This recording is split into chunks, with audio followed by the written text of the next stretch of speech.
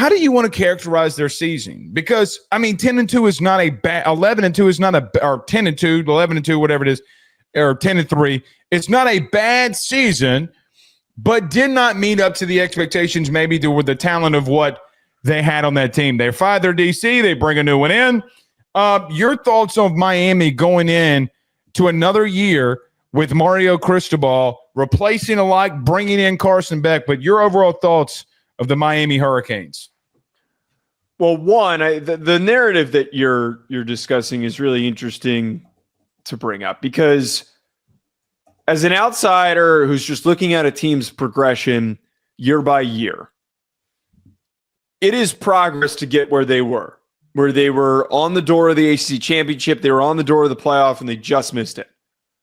It is disappointing and frustrating because they did so well at the start of the year and it felt like they were going to get to the playoff and that they could do some damage in the playoff and they completely slipped. A lot of Miami haters are going to say that that was a bad year.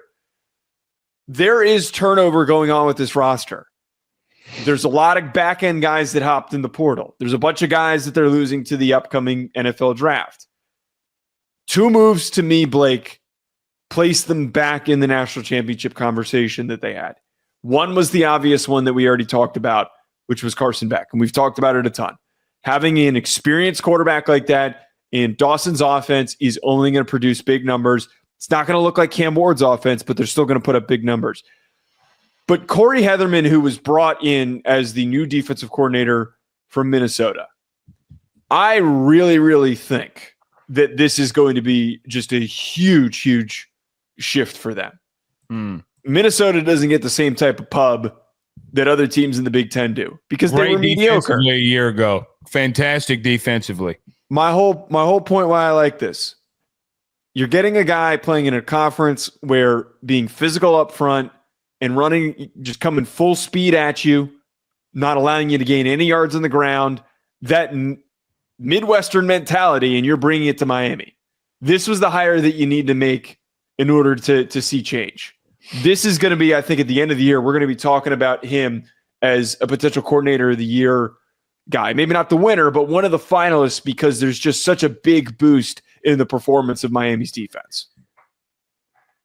Okay, so look, let's talk about it like this. All right, I'll frame it like this. You're right. Defensively, they had issues. They allowed too many explosive plays, and it beat them. And quite frankly, I got more hate from Miami fans week upon week than anybody. Joe, our comments were flooded every single week when we talked about Miami and me saying, it's going to catch up to you. It's going to catch up to you. It's going to catch up to you. Blues Clues. It caught up to you and you got beat. Joe, they're doing some things in the portal to help mitigate some issues that they had at safety. They bring in Poyser. They bring in some other guys. They bring in your boy from, Wisconsin. They've done some other things to be able to remedy some things that they've had at safety. Here's the truth, though. You can't just have a guy that comes in and say, we're fixed. Explosive plays, when you give up explosive plays, it's normally for a couple of reasons. Number one, people are out of alignment and assignment. It wasn't just the DB room that this was happening to. You have multiple five-star defensive linemen and linebackers on your roster. Joe, they weren't hitting the right holes in the running game. They were getting out of contain. They weren't getting a pass rush. They were taking plays off. Everybody wants to put that at the feet of Lance Guidry. That's not on the feet of Lance Guidry. That's a lot of that's on the feet of Lance Guidry. Sure, but you know who else? But we blamed Alex Grinch for USC. Yeah, but that's a different scenario. They were not competing for a playoff spot. When kids gave up on Alex Grinch, they weren't in a playoff situation at USC.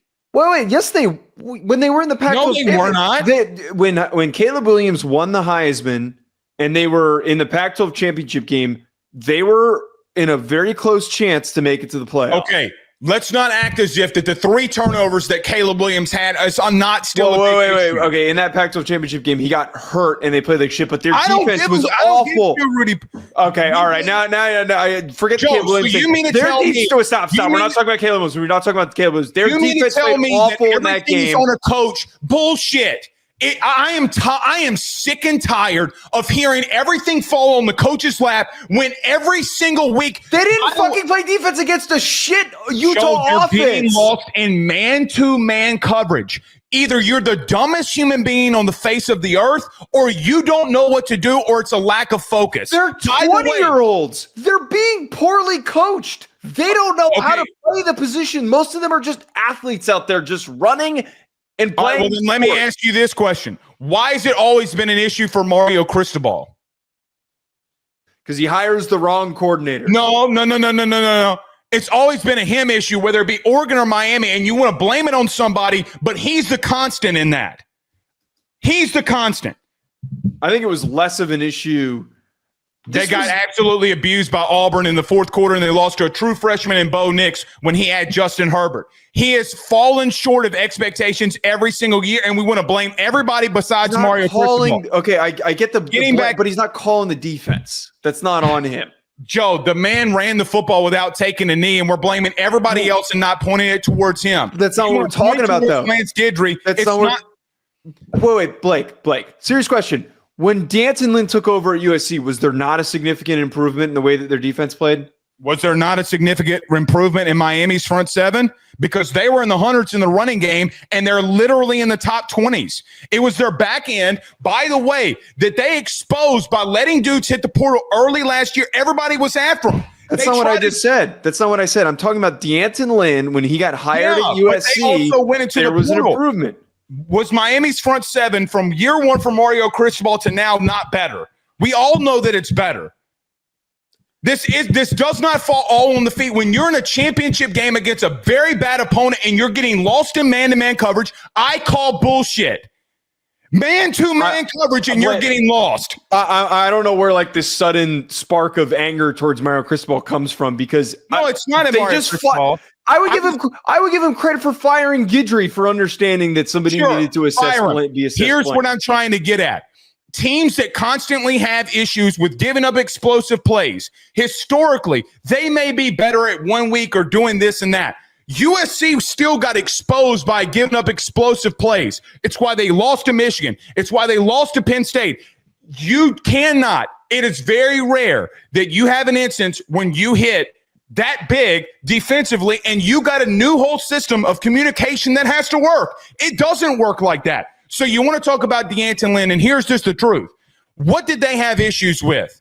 The same shit that they were constantly having issues with. Now, that's a personnel issue, but I'm saying it's a personnel issue at Miami too.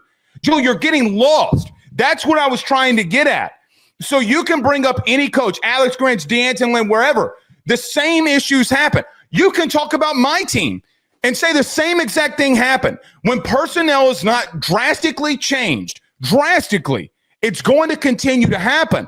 Now, I'm with you on bringing in the DC Heatherman from Minnesota. They were a great tackling team. Let's see what happens. I'm not sold that you can get drastically better just like that year upon year. You were giving up explosive plays to teams that had zero business. By the way, giving it up to Cal, who went 1-5 down the stretch in the rest of the season.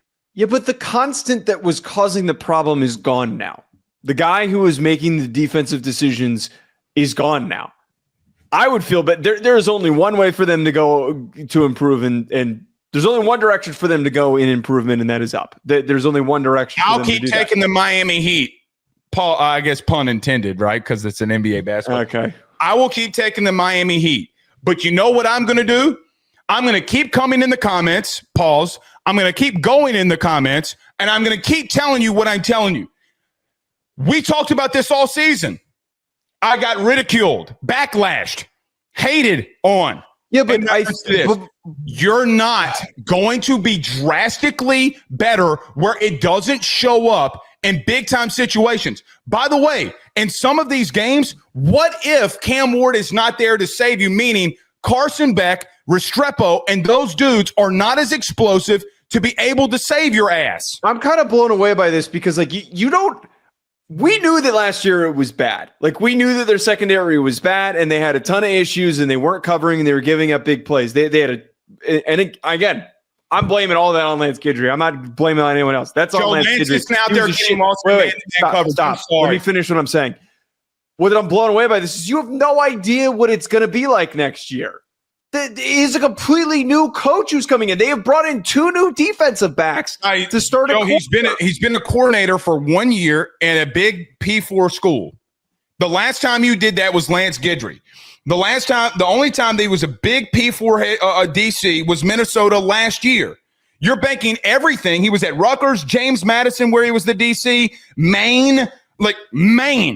Old Dominion, West. Maine had a good. He was the DC at Maine and JMU when I played against him, and he was a good damn defensive coordinator. I just realized that when I was reading his bio. But are we going to ignore the fact that the competition that he's going up against and that he was coaching against is greater than that of what he's going to see in the ACC? No, but I promise you this: when personnel's getting lost in simple stuff.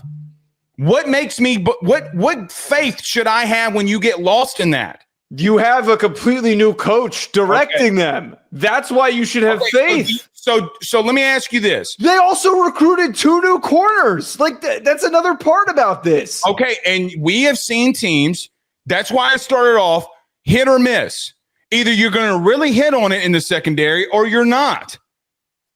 I mean, communication more than offensive line DB. There's no bigger communication gap amongst a group that's in a room together more than O-line and DB. It doesn't exist. Okay? You're going to now have to start convincing me that it's not going to be an issue. By the way, your front 7 had issues. We're not even talking about the offensive line. Joe, I got to be honest with you. Why am I the bad guy by saying Mario Cristobal's got to finally get over the hump? You're not a bad guy for that, but that's not what the take was. That's not the take that I was having. The argument that I was making is that the defense improves. Mario Cristobal doesn't come into that. So if Mario Cristobal gets over the hump, that means that he's got to improve defensively where he's always had issues. Where they've always had issues as him being the head coach. Frankly, this feels like one of his best. This feels like his best defensive coordinator hire in his time as a head coach. Is that a crazy thing to say? That he hired a DC that was playing? That was DC at Oregon. Who was it? I'm actually tripping. I don't know, but I kind of want to see if I could get you. I don't even remember. That's how. Nobody remembers. Well, I don't think it was anybody special. Bringing in the offensive side of this, you have a situation too where you're sitting here with an offense. You have a guy that's got nerve ending damage with his elbow, and you're wanting him to come in and start, and you're replacing a lot of things at wide receiver. It's a lot to overcome. It's a lot to ask. Tim DeRuyter? I don't even know who the hell that is. Nobody knows who it is. That was one of the years. Andy Avalos. Okay. You do not have a quarterback or an offense right now, in my humble opinion, that can bail you out of these situations that you were in a year ago. I think that they're not going to be in those situations that they were in a year ago. They had this is what I'm trying to get at, Blake. That I'm frustrated by this conversation. You are pointing out the problem. The problem was pretty clear. Bad defense, secondary that was giving up big plays, and a bad defensive coordinator that was not making the right decisions and was getting outcoached. You know what they went and did? They recruited 2 new corners, and they they hired a new defensive coordinator that was statistically one of the best in the country and has been a climber and has been one of the best defensive coordinators every stop that he's been at. I'll put $100,000 on the table that they don't make 100.